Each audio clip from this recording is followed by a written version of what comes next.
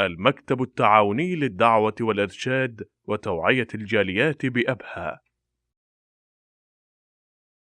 ومسألة الالتزام في التطوع مسألة حساسة جدا جدا جدا يا إخوتي وأخواتي.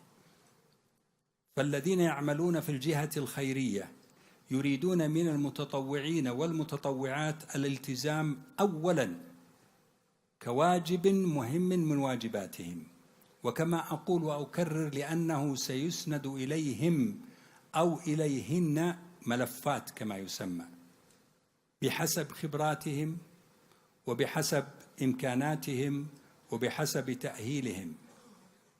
ولا يحسن أن يتوقف التطوع على أعمال جانبية تنفيذية، فليس كل الناس قادرين على أعمال تنفيذية حتى ولو كانت ميدانية، مع الشكر والتقدير والدعاء لمن هم يقومون بهذه المهمات، لأن المسألة مسألة توزيع أدوار.